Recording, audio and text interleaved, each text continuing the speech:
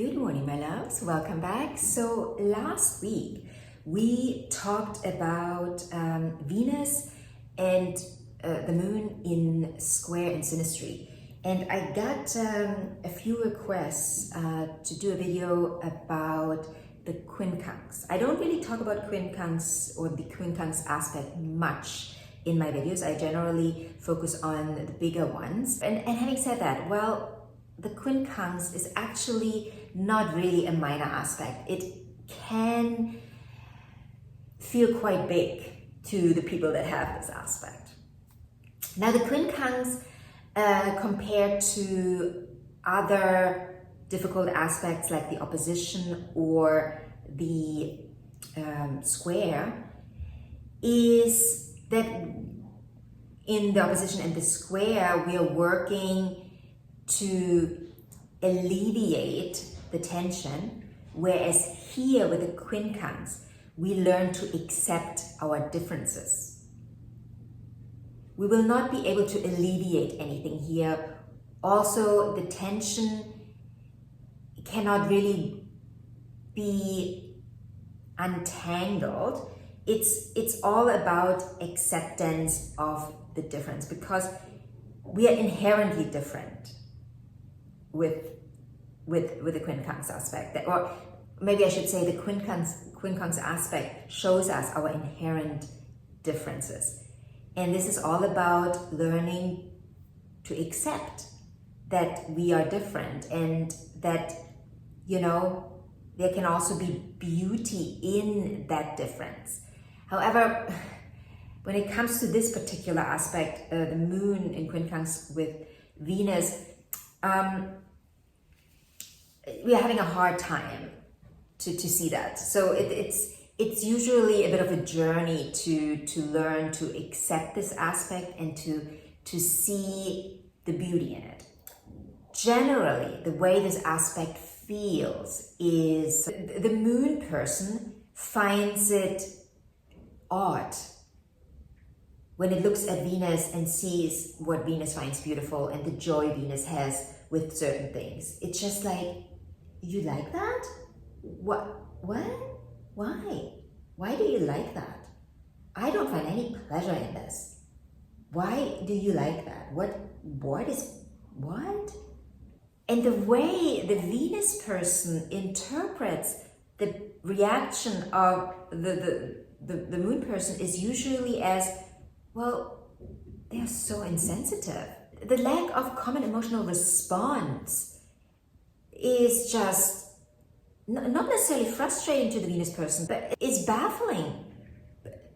It's like the Venus person is baffled by how the moon person isn't able to appreciate this thing, whatever it is that the Venus person appreciates. It is not so much about the moon person not being sensitive and understanding and appreciative of whatever the Venus person loves and the joy the Venus person gets out of life. It is more like we have to understand, or both people have to understand, that we are just inherently different in what we find joyful in life.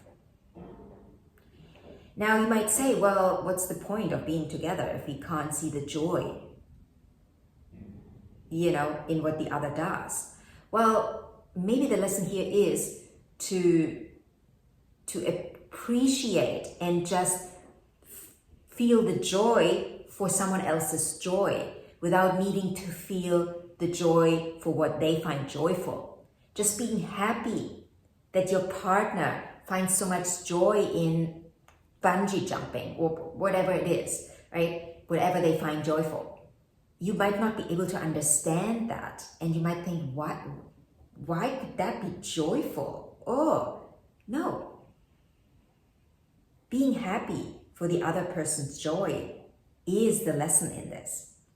So, like I said, it can be a bit frustrating, this aspect, but it is not inherently impossible to deal with. Because again, the idea here is accepting the differences and then finding the joy for the other person's joy, right? You're being happy for the other person being happy. That really is what the quincunx in general is trying to teach us. Finding happiness in the other person's happiness for something. That's what makes a relationship really beautiful. And yes, of course, we want to have things in common. We want to enjoy things together and be happy about these things. Of course, you will have to find this. If you don't have this in a relationship, then I don't know. But there will always be, in every relationship, I would say, maybe not in every relationship, but most likely in every relationship, there will be things that we just don't get about the other. But instead of sitting there wondering why they like this, you can just find the appreciation for their appreciation for something, even though we might not appreciate the same thing.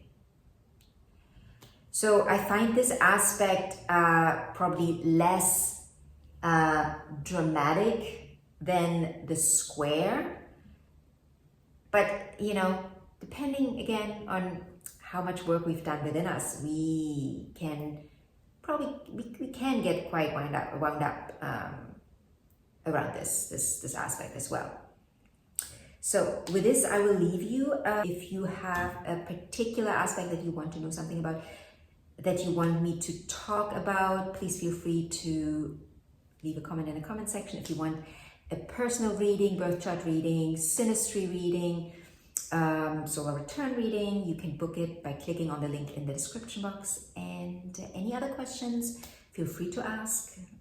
I will see you in the next video.